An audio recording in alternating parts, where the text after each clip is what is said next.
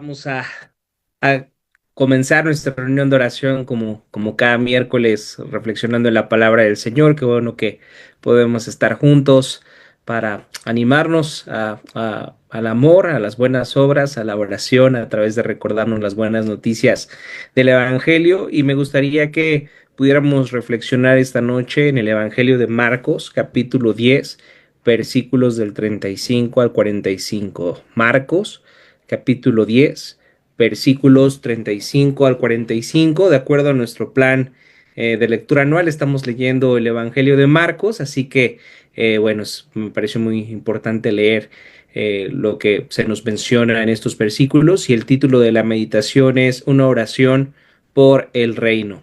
Entonces, en este pasaje comienza en el versículo 35, donde Santiago y Juan se acercan a Jesús con una petición muy sorprendente. Fíjense lo que dice el versículo 35. Se acercaron Santiago y Juan, hijos de Zebedeo.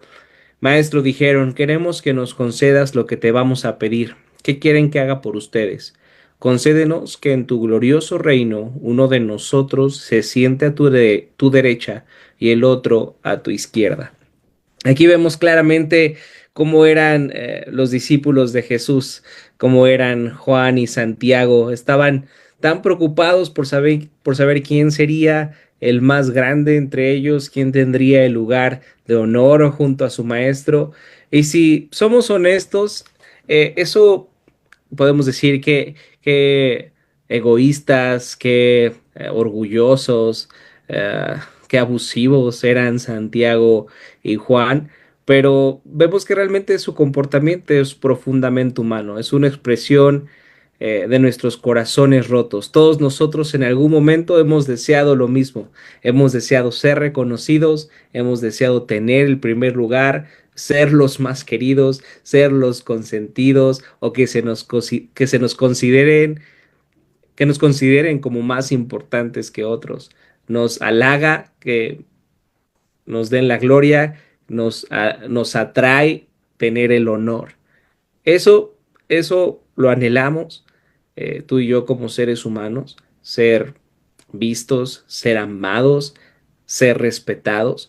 Pero si lo piensan bien, eso es precisamente lo que se perdió en el Edén, lo que como humanidad perdimos en Edén. Cuando Adán y Eva, nuestros primeros padres, se rebelaron contra Dios, ellos perdieron su posición de gloria, ellos perdieron su comunión íntima con Dios, y desde entonces el trabajo se volvió difícil, ¿verdad? Y a veces, por más que hagamos algo en el trabajo, a veces no rinden los frutos que queremos. Las relaciones se complican, las relaciones de pareja, las relaciones con los hijos, las relaciones con los padres, las relaciones con los hermanos de la iglesia, con nuestros vecinos, con las personas con las que interactuamos a diario en el trabajo o en el transporte público.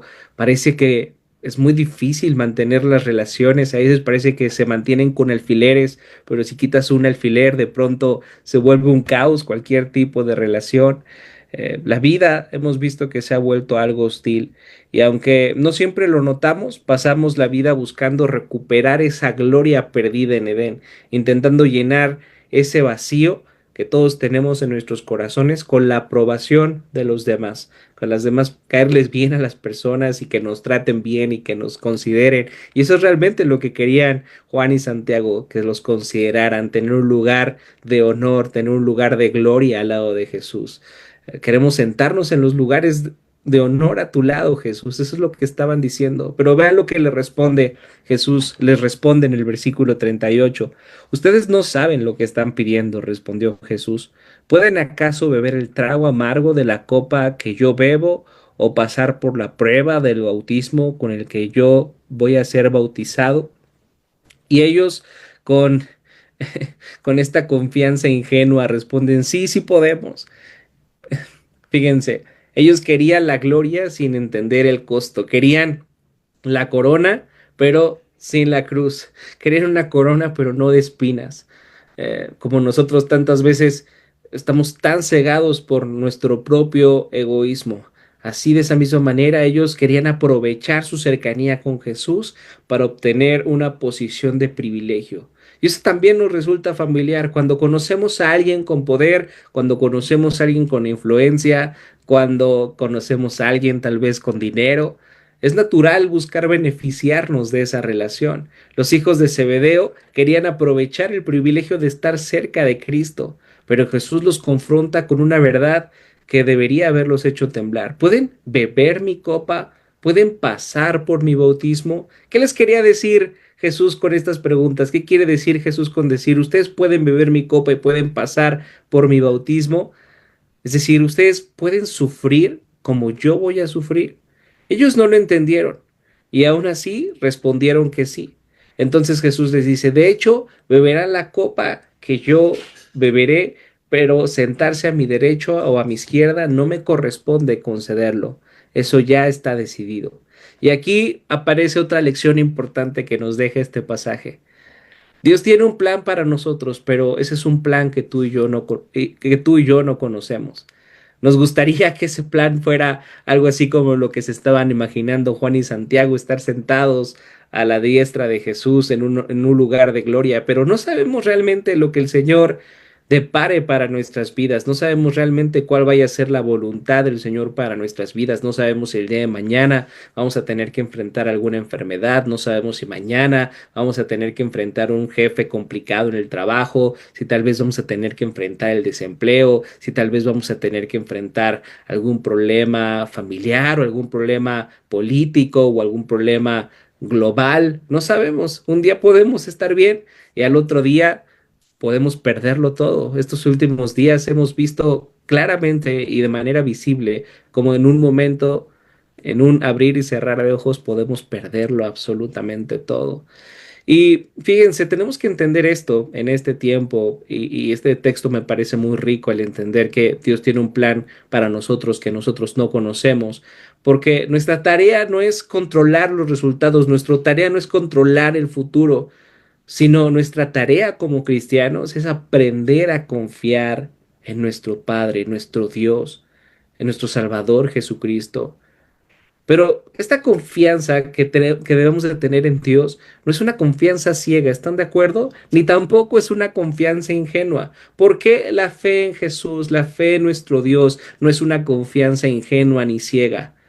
¿Cómo podemos confiar en Dios? ¿Cómo podemos estar seguros de que, como dice Romanos 8:25, Él tiene planes de bien para sus hijos, para nosotros, que todo lo que ocurre es para nuestro bien?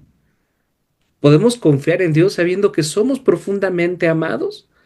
¿Cómo podemos estar seguros de que somos profundamente amados por Dios, de tal manera que podamos confiar en Él en cualquier momento, aunque no sepamos lo que viene en el futuro? Podemos confiar en Dios porque Él ya nos ha dado lo más precioso que tiene. Él ya nos ha entregado a su Hijo. Él ya nos ha entregado a Jesucristo. Cuando recordamos que Cristo vivió la vida que nosotros no podíamos vivir, que murió la muerte que merecíamos, que resucitó y ahora intercede por nosotros, entonces podemos descansar en su voluntad, ¿están de acuerdo? Porque descansamos en un Padre que nos ama. Tal vez no entendemos lo que viene el mañana, tal vez pensemos que es injusto lo que viene para el día de mañana, pero si recordamos la gracia, el amor, la misericordia con la que hemos sido tratados por Dios al entregar a Jesús, podemos entender que a veces las circunstancias pueden parecer adversas, pero que Dios tiene un buen propósito para cada una de ellas. No necesitamos competir por posiciones en el reino. No importa si estaremos más cerca o más lejos del trono, ni siquiera sabemos cómo vaya a ser la distribución cuando estemos cuando estemos en la nueva creación junto con Dios. Pero lo más importante ahí no será la distribución, si unos están más cerca, otros están más lejos. Lo más importante será es que vamos a estar con Cristo y que gracias a lo que Él logró, vamos a poder estar una eternidad con nuestro Dios que nos ama de una manera tan profunda, tan íntima. Dios se complace en perdonarnos, Dios se complace en adoptarnos como hijos suyos y Dios se complace en haberlo hecho todo para pasar una eternidad contigo y conmigo. Así que no hay nada que temer, podemos confiar en nuestro Dios. Y dice el versículo 41, cuando lo oyeron los otros 10 discípulos se indignaron con Santiago y Juan, y esto es lógico, ¿están de acuerdo? Estaban bien al enojarse con Santiago y con Juan, estaban siendo muy gandallas Santiago y Juan al acercarse con Jesús y jalarlo un poquito para allá y decirle, oye, cuando estemos en tu reino, déjanos sentarnos a tu lado. Entonces los otros estaban pensando, qué arrogantes son. Eh, Fíjense, cuando nosotros vemos que otra persona actúa de manera arrogante, es muy fácil señalarlo, pero en rara ocasión, vemos que nosotros también somos arrogantes, en muchas ocasiones. Y entonces Jesús los llama y les dice algo que cambia por completo su perspectiva. Les dice, como ustedes saben, los que se consideran gobernantes de las naciones oprimen al pueblo y los altos oficiales abusan de su autoridad. Aquí Jesús nos está mostrando algo que todos hemos notado, que el poder en este mundo se usa para dominar, para oprimir, para sacar ventaja. Pero les está explicando algo muy importante. En el reino de Dios va a ser completamente diferente. Es un reino invertido, porque la grandeza no se mide por quién abusa más del otro o por quién controla más a otros para su propio beneficio. No, la grandeza en el reino de Dios se va a medir por cuánto sirves a los demás, cuánto estás gastando tu vida, tu tiempo, tu dinero, tu esfuerzo para bendecir a otros. Eso es lo que importa en el reino de Cristo. Eso es lo que importa en el reino de Dios. Los discípulos pensaban que el reino de Cristo era como los reinos humanos, ¿están de acuerdo? Una oportunidad de ascender, de tener influencia, de disfrutar los privilegios, pero Jesús les muestra que su reino es al revés. El más grande es el que se humilla, el más grande es el que sirve, el que entrega su vida por los demás. Y dice en el versículo 43, pero entre ustedes no debe ser así. Al contrario, el que quiera hacerse grande entre ustedes deberá ser su servidor. Y el que quiera ser el primero deberá ser esclavo de todos. Y al leer estos versículos me gustaría hacerles estas preguntas. ¿Cómo has tratado tu relación con Dios? ¿Has tratado tu relación con Dios de esta forma? ¿Sirves a Cristo porque lo amas? ¿O porque estás esperando algo a cambio de parte de Él? A veces servimos a Dios, a veces oramos y obedecemos, pero no por amor, sino porque queremos que Dios nos bendiga, que nos dé lo que deseamos, que nos dé lo que pedimos en oración.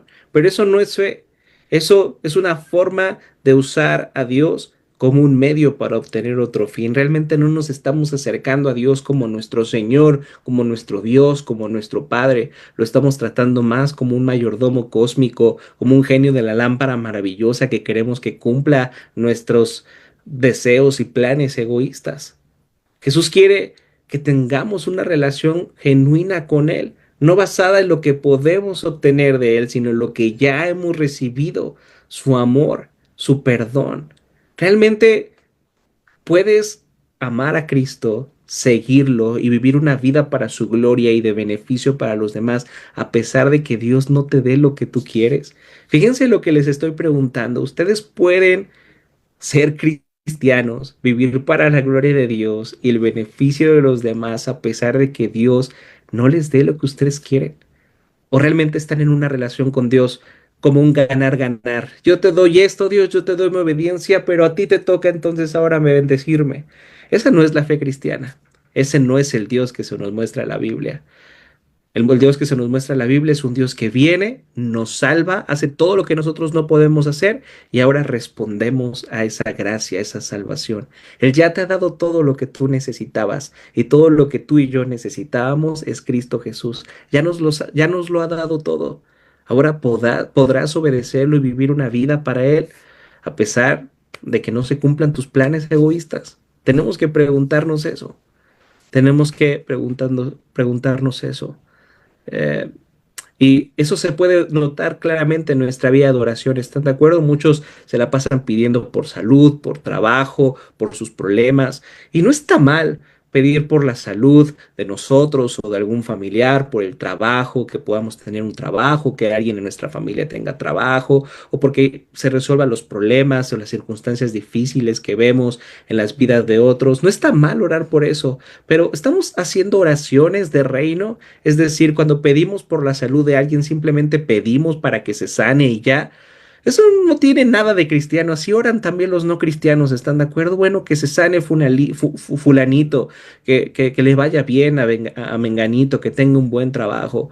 Pero no, el cristiano no debería de orar simplemente porque una persona se sane o que tenga un trabajo. Debería de orar para que se sane esa persona, pero sobre todo para que pueda conocer a Cristo en medio de esa enfermedad. Sí deberíamos de orar para que alguien tenga un trabajo, un mejor trabajo, pero deberíamos de orar también para que esa persona pueda conocer a Cristo en medio de ese momento donde no eh, tiene ese trabajo o tal vez está teniendo que enfrentar las adversidades en el trabajo. Sí está bien orar para que las personas que ahorita están pasando por desastres o están pasando por situaciones difíciles, la ayuda pueda llegar y ellos sean bendecidos. Está bien orar por eso, pero estamos orando para que en medio de estas circunstancias difíciles esas personas puedan conocer a Cristo.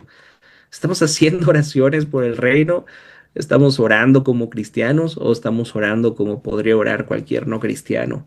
Debemos de darnos cuenta cómo están nuestras motivaciones, tenemos que darnos cuenta cómo estamos orando y orar con una mentalidad de reino. Y Jesús concluye con una declaración que resume toda su misión y la esencia del Evangelio, dice el versículo 45, porque ni aun el Hijo del Hombre vino para que lo sirvan, sino para servir y para dar su vida en rescate por muchos. Jesús, el Rey verdadero, no vino a tomar poder, sino a entregar su poder en beneficio de otros. No vino a ser servido, sino a servir. No vino a exigir gloria, sino a cargar nuestra vergüenza. Por eso, cuando oramos, cuando nos acerquemos ante el Padre, no pidamos solo por nosotros mismos, sino que nuestras oraciones sean oraciones por el reino, que Cristo sea exaltado, que Cristo sea conocido, que su amor sea realmente conocido por nuestros corazones y por quienes no lo conocen, y que nuestra vida sirva para reflejar su gracia, y que Dios use las circunstancias de quienes no lo conocen para que puedan venir a Él. Así que vamos a orar así, vamos a orar no solamente por nuestras necesidades, no solamente por nuestras peticiones, sino para que Cristo, el nombre de Cristo, sea dado a conocer y sea exaltado en nuestras vidas y en las vidas de los demás.